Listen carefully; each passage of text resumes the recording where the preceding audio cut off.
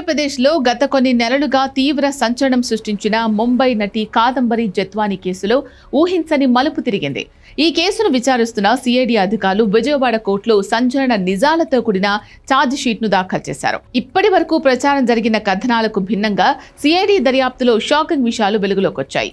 ఈ కేసులో అసలేం జరిగింది, సిఐడి ఛార్జ్ షీట్ లో పేర్కొన్న ఆ పక్కా ఆధారాలు ఏంటి, ఈ వీడియోలో చూద్దాం.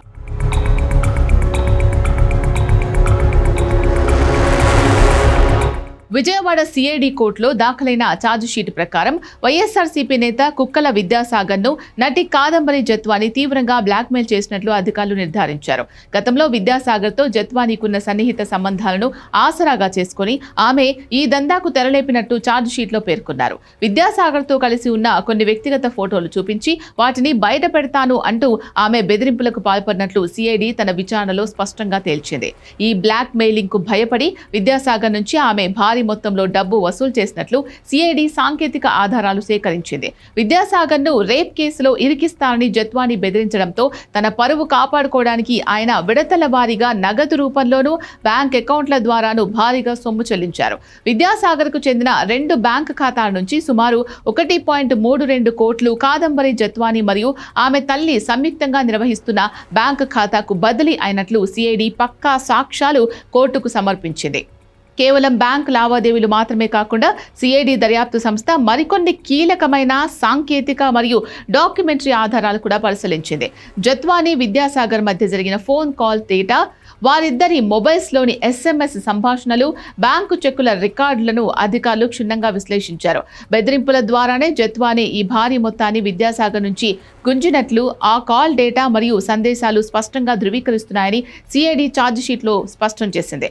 విద్యాసాగర్ ఇచ్చిన ఫిర్యాదులో జత్వానీతో పాటు ఆమె తల్లి, తండ్రి, సోదరుడి పేర్లను కూడా ప్రస్తావించారు. అయితే ప్రస్తుతం దాఖలు చేసిన ఛార్జ్ షీట్లో సిఐడి ఒక ముఖ్యమైన విషయాన్ని వెల్లడించింది.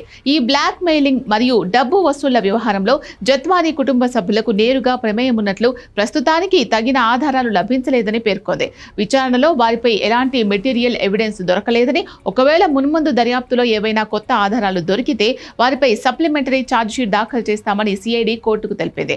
ఈ కేసు కేవలం ఒక నటి మరియు రాజకీయ నేత మధ్య గొడవగానే కాకుండా తీవ్ర రాజకీయ పరిపాలనా సంచలనాలకు దారితీసింది. గతంలో జత్వానీపై నమోదైన ఫోర్జరీ, ఎక్స్టార్షన్ కేసుల విషయంలో కొందరు పోలీసు అధికారులు విద్యాసాగర్ కు ఒత్తాసు పలికారని, తప్పుడు కేసులు పెట్టారనే ఆరోపణలు వచ్చాయి. ఈ క్రమంలోనే విధుల్లో తీవ్ర అలసత్వం వహించినందుకు మరియు నిబంధనలు ఉల్లంఘించినందుకు గాను ఇప్పటికే ఈ కేసు వ్యవహారంలో 3 సీనియర్ ఐపీఎస్ అధికారులను ప్రభుత్వం సస్పెండ్ చేసిన సంగతి తెలిసిందే.